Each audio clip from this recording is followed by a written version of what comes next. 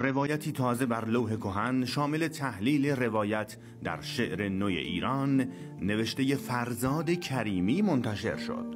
تحلیل عملکرد روایی نشانه‌ها، نقش رمزگان در روایتمندی متن، کارکرد روایی زبان در متن شعری، زبانشناسی تصویر در شعر نو ایران، زبانشناسی شخصیت پردازی، نقد علمی، نقد عملی، روایت شناسی اشعار نیما یوشیج، سبک شناسی شعر اخوان و بررسی انتقادی شعر بخش‌های مختلف این کتاب را تشکیل می‌دهند. در واقع کتاب با مرور شیوه روایت و تحلیل شعر نوی فارسی به این موضوع تاکید می‌کند که این دست تحلیل‌ها که باید ثمره کارهای دانشگاهی باشند بیشتر حاصل دغدغه‌های شخصی محققان است و دانشکده‌های ادبیات ما کمتر نویسنده و شاعری به کشور تحویل دادند. از همین رو جمع بندی این امر که ارائه مقالات علمی و تحلیلی در این حوزه‌ها نیز از سوی دانشجویان تاکنون محقق نشده کار دشواری نیست. از صفحه 27 این کتاب مطلبی رو براتون انتخاب کردم که میخونم. در این کتاب ساختارهای خرد روایتی تحلیل و بررسی شدند، نه با هدف رسیدن به یک دستور زبان مشخص برای روایت که بتوان آن را در کلاس‌های داستان نویسی آموزش داد، بلکه هدف تجزیه و تحلیل روش‌های گوناگون روایی است که بتوان با ارائه طبقه بندی منسجمی از روش‌ها و شگردهای بسیار روایت سازی خواننده را در فهم هرچه بهتر و بیشتر ادبیات و دورنمایی که میتوان برای آن متصور شد یاری رساند.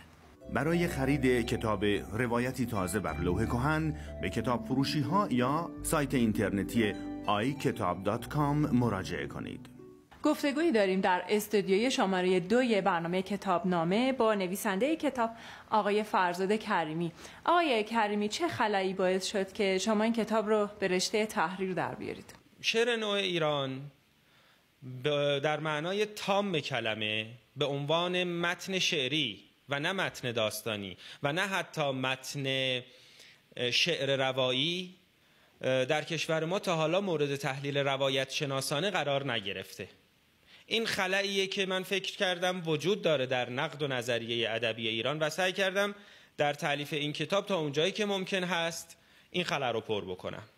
رویکرد من به مباحث روایت شناسی استفاده و تکیه بر یک یا چند نظریه خاص روایی و بعد رسیدن به شاکله‌های روایی در شعر نو ایران نبوده، بلکه یک تعداد از نظریات شناخته شده نشان شناسی مبدأ ورود به این تحلیل بوده و بعد از اینکه متون انتخاب شده بر اساس این چند نظریه نشان شناسی که طیف گسترده‌ای از ساختگرایی تا پس و ساختگرایی را هم در بر میگیرند، در مرحله بعد روایت شناسی متون صورت گرفته.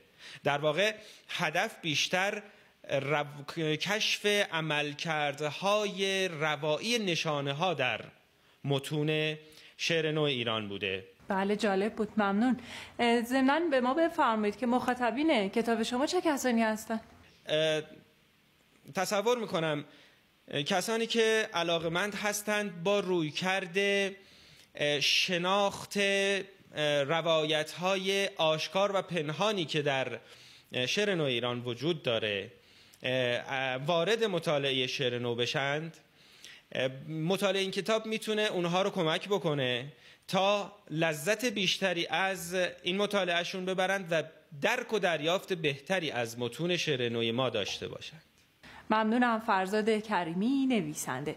اما شمایی که ناشر، مترجم و مؤلف هستید میتونید کتاب هاتون رو از طریق برنامه کتابنامه به همه معرفی بکنید. با